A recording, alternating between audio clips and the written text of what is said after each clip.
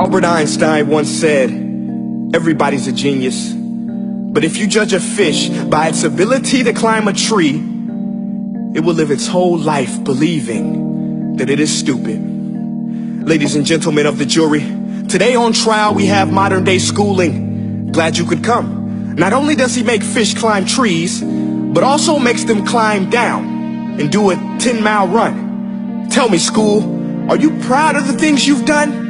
Turning millions of people into robots, do you find that fun? Do you realize how many kids relate to that fish swimming upstream in class, never finding their gifts, thinking they are stupid, believing they are useless? Well, the time has come, no more excuses. I call school to the stand and accuse him of killing creativity, individuality, and being intellectually abusive. He's an ancient institution that has outlived his usage.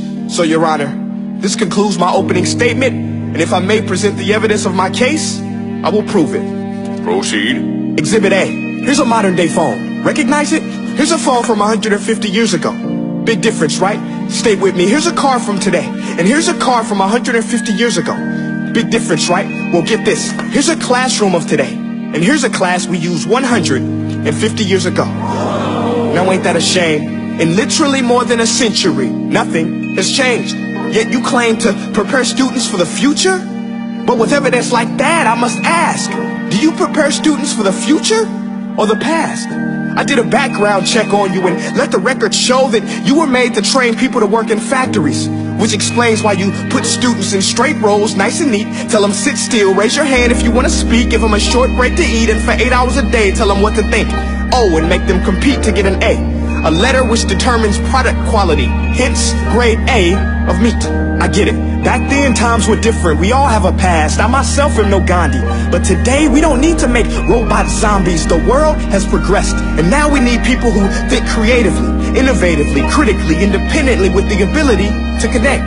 See, every scientist will tell you that no two brains are the same. And every parent with 2 or more children will confirm that claim. So please explain why you treat students like cookie cutter frames or snapback hats, giving them this one-size-fits-all crap. Watch your language. Sorry, Your Honor, but if a doctor prescribed the exact same medicine to all of his patients, the results will be tragic. So many people will get sick, yet when it comes to school, this is exactly what happens. This educational malpractice, where one teacher stands in front of 20 kids, each one having different strengths, different needs, different gifts, different dreams, and you teach the same thing the same way? That's horrific. Ladies and gentlemen, the defendant should not be acquitted. This may be one of the worst criminal offenses ever to be committed. And let's mention the way you treat your employees. Objection. Overruled. I want to hear this. It's a shame. I mean, teachers have the most important job on the planet, yet they're underpaid? No wonder so many students are short-changed. Let's be honest. Teachers should earn just as much as doctors, because a doctor can do heart surgery and save the life of a kid. But a great teacher can reach the heart of that kid and allow him to truly live. See, teachers are heroes that often get blamed, but they're not the problem. They work in a system without many options or rights.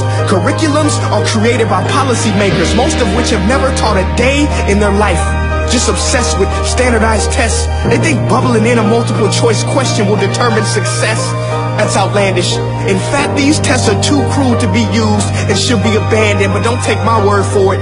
Take Frederick J. Kelly, the man who invented standardized testing, who said, and I quote, "These tests are too cruel to be used and should be abandoned." Ladies and gentlemen of the jury, if we continue down this road, the results will be lethal.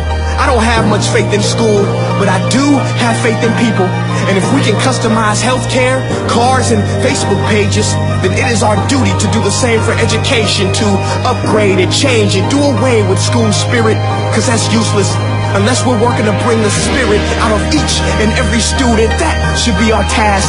No more Common Core. Instead, let's reach the core of every heart in every class. Sure, math is important, but no more than art or dance. Let's give every gift an equal chance. I know this sounds like a dream, but countries like Finland are doing impressive things. They have shorter school days. Teachers make a decent wage. Homework is non-existent, and they focus on collaboration instead of competition. But here's the kicker, boys and girls. Their educational system outperforms every other country in the world. Other places like Singapore are succeeding rapidly. Schools like Montessori, programs like Khan Academy. There is no single solution, but let's get moving. Because while students may be 20% of our population, they are 100% of our future. So let's attend to their dreams, and there's no telling what we can achieve. This is a world in which I believe, a world where fish are no longer forced to climb trees. I'll rest my case.